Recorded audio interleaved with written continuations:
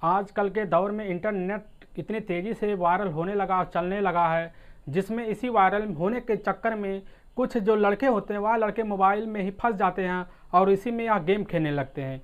लेकिन जो यह घटना दोस्तों आज इसी घटना पर आधारित है, जिसमें एक लड़के को इतनी मोबाइल की लत लग जाती है और जब उसकी जो मुँह भोली भाभी होती है वह भाभी मना करते हैं तो तुरंत ही उसको हम मार के वहाँ पर एक छत में एक खूंटी होता है, उसी खूंटी में वह लटका देती हैं। और जब इस घटना की पूरी राज खुलता है तो दोस्तों इस घटना की सच्चाई जब सबके सामने आती है तो उसी समय सबकी पैरों तले ज़मीन से भी खिसक जाती है। दोस्तों आप इस घटना की पूरी सच्चाई जानने के लिए हमारे वीडियो को लास्ट तक जरूर देखिए।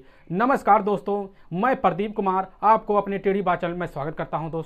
दोस्तों आज की यह जो घटना है, यह घटना है मुंबई के ही छोटे से ही पास इलाके में, जिसमें एक सुखी परिवार रहता था और जिसमें एक लड़का था जिसका नाम होता है इरशाद और उसकी उम्र मात्र 19 साल थी और उसके माता पिता के देहांत हो चुका था और जिसमें वह अपने भाभी और भैया के साथ मिलकर वह साथ में उसी मकान में रहता था और उनके जीवन अच्छे से चल रहा होता है। और वह जो लड़का था इरशाद वह पढ़ने में तेज होता है। जब स्कूल जाया करता था, स्कूल जाने के लिए वहाँ पर जो पढ़ाई होता था उसी स्कूल में पढ़ने के लिए इरशाद एक मोबाइल की अपने भाई से मांग करने लगता है। वह बोलता है कि हमें भाई एक मोबाइल चाहिए, क्योंकि हर लड़के के पास मोबाइल है और इससे पढ़ने के लिए लोगों को भी आसानी होती है।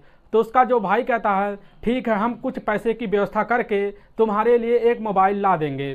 तो अब भाई जो होता है अपने इरशाद भाई के लिए वह मेहनत मजदूरी करके वह पैसे इकट्ठा करके अपने भाई को मोबाइल देता है और वह लड़का खुश हो जाकर अपने दोस्तों के साथ वह इस बात को शेयर करता है, जिससे साथ उसके दोस्त जो होते हैं उस मोबाइल को भी चलाना इस इरशाद को अच्छे से सिखा देते हैं। और जब यह लड़के का धीरे धीरे वक्त गुजरने लगता मोबाइल में तो यह एक वक्त ऐसा होता है या घर पे बैठा हुआ होता है तो इसकी जो भाभी होती हैं, भाभी वहाँ पर खाना बना रही होती हैं तो यह लड़का उसी समय मोबाइल में लगा हुआ होता है। भाभी बोलती हैं कि मोबाइल में ज़्यादा देर मत लगे रहो, नहीं तो तुम्हारी आंख जल्दी से ख़राब हो जाती है। और इरशाद उसी समय थोड़ा सा गुस्सा होने लगता है। वह गुस्सा होने के बाद मोबाइल वहाँ पर रख के तुरंत ही चला जाता है।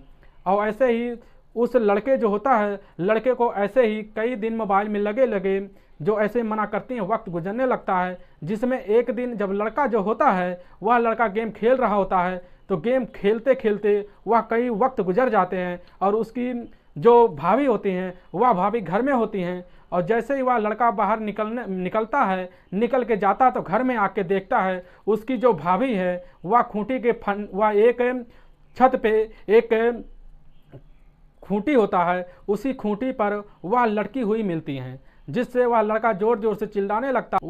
वह लड़का जाके तुरंत ही बाहर चला जाता है और जैसे ही वह आवाज़ लगाने लगता है तो लोग वहाँ पर इकट्ठा होते हैं। इकट्ठा होने का पर उसके ही भाई के पास तुरंत ही फ़ोन कर दिया जाता है, जिससे उसका भाई उसी समय पहुँचता है। वह बोलता है क्या हुआ इरशाद, तो वह बताता है कि भाभी अंदर ही छत पर खूंटी से लगे हुए अपनी जान दे दी।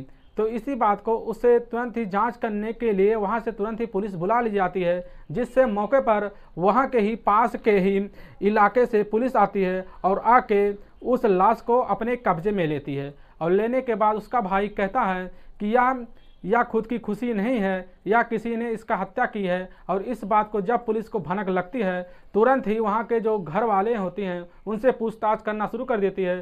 तो जो इरशाद होता है वह बताने लगता है कि हम अपने मोबाइल में लगे हुए थे और भाभी यहाँ पर बैठी हुई थी, कुछ नाश्ता कर रही थी और हम जाके बाहर कुछ सामान लेने के लिए गए थे और जब आके घर में देखते हैं तो हमारी भाभी वह खूंटे के फंदे पर लटकी हुई मिलती है।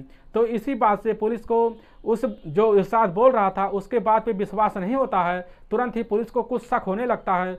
मौके पर जब उसके लाश को उठा के भाभी को लाश को उठा के पोस्टमार्टम के लिए भेज जाता है और जब पुलिस जांचबीन करने लगती है तो पुलिस को इतना भनक तो लग जाता है कि यह लड़का झूठ बोल रहा है, क्योंकि उस समय जब मौजूद था वह इरशाद ही घर में मौजूद होता है।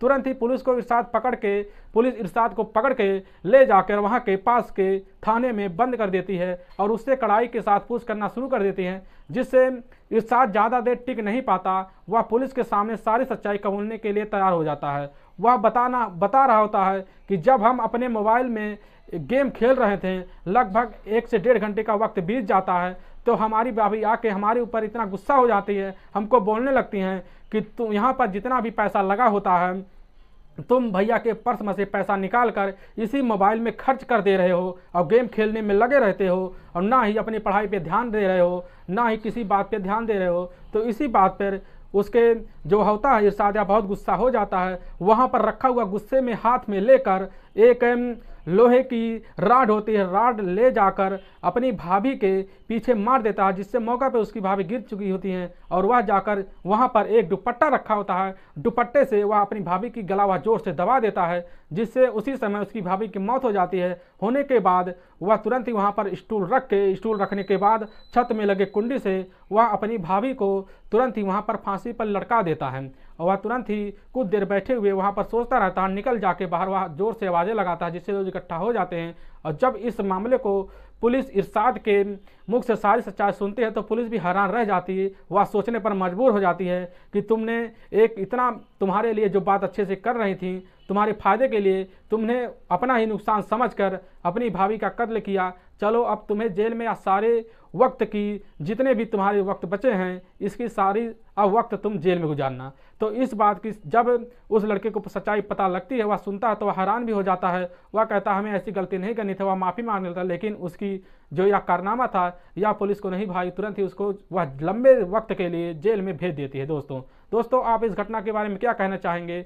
ऐसे व्यक्ति मानसिक जो लोग पड़े हुए हैं, ऐसे जिसको ज़्यादा लत लग जाती हुआ ऐसे ही घटना के, लेकिन ऐसी घटना बहुत ही ज़्यादातर देखने को मिल जाती है क्योंकि अपने ही गेम में लोग बिजी रहते हैं, ना ही अपने परिवार चिंता करते, ना किसी की। और यह एक जल्दबाजी में लिया गया फैसला था। दोस्तों आप इस घटना के बारे में जो भी कहना चाहेंगे हमारे कमेंट बॉक्स में ज़रूर कहें। अगर आपको यह वीडियो पसंद आया तो हमारे चैनल को ज़्यादा से ज़्यादा दोस्तों लाइक और शेयर और कमेंट कर देंगे तो हम आपके बहुत आभारी रहेंगे। फिर मिलेंगे नेक्स्ट वीडियो लेकर, तब तक के लिए राम राम, जय हिंद दोस्तों।